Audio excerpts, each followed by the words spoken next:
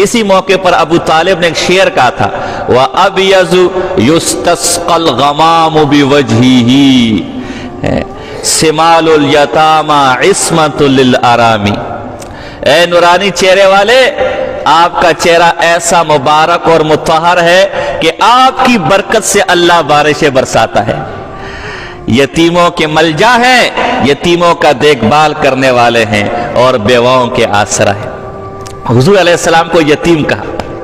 यहां एक जरा मसला समझ लें। देखिए, अबू तालिब ईमान नहीं लाए थे, कुफर की हालत में इनका इंतकाल हुआ, लेकिन उसके बावजूद आप देखें कि ये इनका भतीजा था, लेकिन कितनी मोहब्बत और शफकत इनसे फरमाते थे। हुजूर अलैहिस्सलाम यतीम, यतीमों के मलजा, यतीमों के मावा।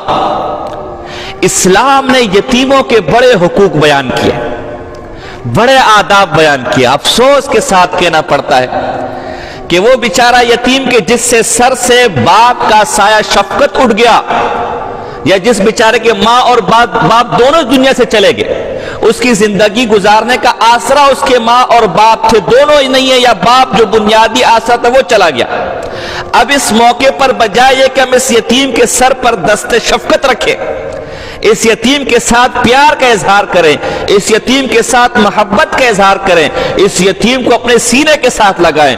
कितने ऐसे लोग आपने देखे होंगे माशरे के अंदर जो यतीमों के मालों के पीछे लगे हुए थे। अल्लाह, जो यतीमों के माल खाने के चक्कर में लगे होते। खासकर नाराज ना होना, मैं खुद उसी कबीले, उसी कौम से ताल्लुक रखता हूं। खासकर हम पठानों के अंदर अल्लाह हम लोगों को हिदायत दे हैं कि वो अगर खासकर भतीजा हो फिर तो समझ लो दुश्मन हो गया कि कल को मेरे बच्चों के मुकाबले में खड़ा हो जाएगा। बजाय उसको उसका हक देने के, उसकी बाप की जायदाद भी सारी हड़प कर जाते हैं। इन्नल्लज़ीना यअकुलूना अम्वालल यतामा, वो लोग जो यतीमों का माल खाते, इन्नल्लज़ीना यअकुलूना अम्वालल यतामा ज़ुल्मन, वो लोग जो नाहक यतीमों का माल खाते, इन्नमा यअकुलूना फी बुतूनिहिम नारा, वो अपने पेटों में कौरमे नहीं भर रहे, बिरयानियां नहीं भर रहे हैं, बल्कि अपने पेटों में जहन्नुम की आग भर रहे हैं। वसयस्लौना सईरा, और इन यतीमों का माल खाकर बड़ी बड़ी बिल्डिंगें तुम्हें नजर आ रही हैं, लेकिन ये बड़ी बड़ी बिल्डिंगें और शानदार बिल्डिंगें दरअसल जहन्नुम के वो घर हैं जो इन्हें क़यामत के दिन मिलेंगे।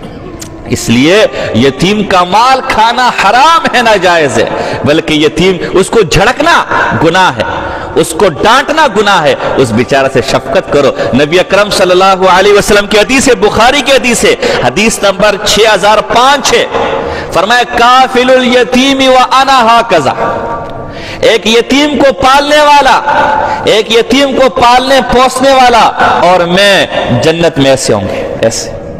इतनी बड़ी शफकत, अल्लाह अकबर। तिरमिजी की रिवायत है, नबी अकरम सल्लल्लाहु अलैहि वसल्लम की हदीस है, तिरमिजी की हदीस है, मन मसहा रासा यतीमिन लम यमसहु इल्ला लिल्लाह, जो खालिस अल्लाह की रजा के लिए, कोई मकसद उसका ना हो, लोगों को दिखाना ना हो कि देखो मैं तो इस यतीम के साथ हूं, मैं तो इस यतीम का वाली हूं, नहीं, खालिस अल्लाह की रजा के लिए जो किसी यतीम के सर पर हाथ फेर ले, किसी यतीम के सर पर हाथ रख ले, काना बिकुल्ली शारतिन मर्रत अलैहा यदुहु हसनातुन, वो हाथ जितने बालों के नीचे पर से गुजरा, हर हर बाल के बदले में इस आदमी के नाम अमाल में एक नेकी लिख ली जाएगी, एक नेकी लिख ली जाएगी।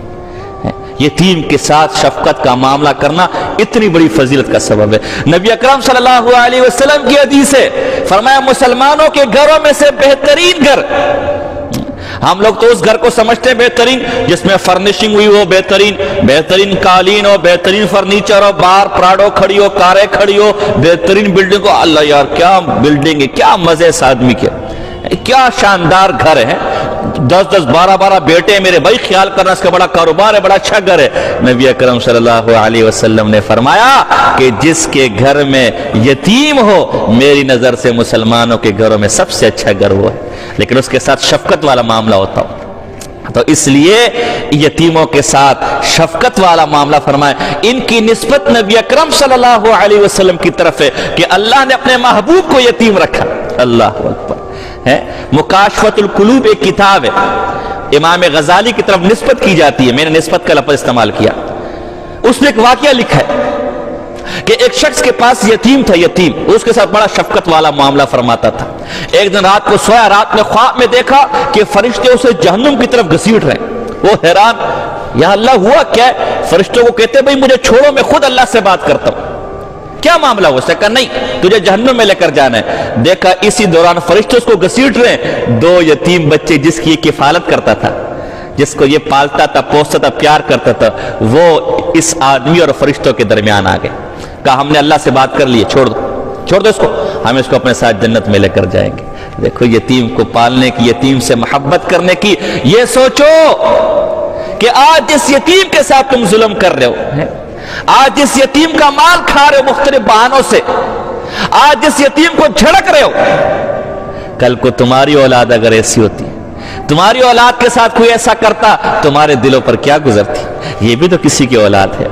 اس لیے آپ اپنے ماحول میں دیکھیں، دائیں بائیں دیکھیں کہ کوئی یتیم ہو، کتنے ایسے یتیم ہوں گے جو عید پر کوئی جوڑا نہیں لے سکتے ہوں گے، ہم نے تو بہت دیکھے۔ تو آپ لوگ ان کو دیکھا کریں، ان کو تلاش کیا کریں۔ ان کے والدین نہیں ہے جو پیٹ پہ پتھر باندھ کے ان کے لیے لاتے تھے، اب وہ نہیں رہے۔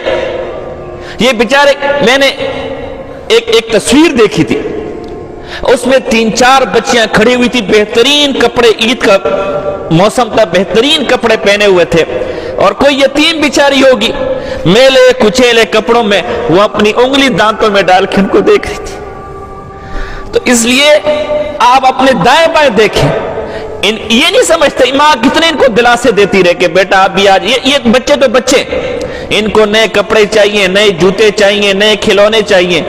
تو آپ اپنے دائیں بائیں دیکھا کرے کوئی یتیم ہو، ایک 300-400 کا جوڑا لینے میں کون سی موت آ جائے گی؟ 300 400 500 میں اچھا سا جوڑا آ جاتا ہے، چھپکے سے اس کی ماں کو جا کر دیتے کہ آپ کے بچے کا حصہ ہے، جوتا لے کر دیتے آپ کے بچے کا حصہ ہے۔ ہم جب مدرسے میں پڑھتے تھے تو ہم چند طلباء نے ترتیب بنائی تھی کہ بھائی اپنی پاکٹ منی سے، اپنے پیسوں سے 50-100 روپے بچا کے چند پیسے جمع کریں گے، اور عید کے دنوں میں جہاں کوئی غریب یتیم بچہ نظر آیا اسے نئے کپڑے لے کر دے دیں گے۔ تو اس لیے کتنا وہ خوش ہو جائے گا۔ اللہ کے بندو، یہ جو دل سے آہ نکلے گی نا، یہ تمہیں قیامت میں پتہ چلے گی کہ اس آہ کا مقام کیا ہے، اس آہ کے اللہ کیا، اس آہ کی قدر کیا ہے۔ ہم دوستوں یاروں پر تو بڑے خرچ کرتے، ہم تو جاتے دعوتوں میں، ایک دعوت میں دیکھتے ہیں 8-8 9 10 ہزار سے کم کا خرچہ نہیں ہے۔ مولوی صاحب آئے ہوئے ہیں، مچھلی لے کر آؤ، فلاں لے کر آؤ، فلاں لے کر آؤ، فلاں، حیران ہو جاتے ہیں۔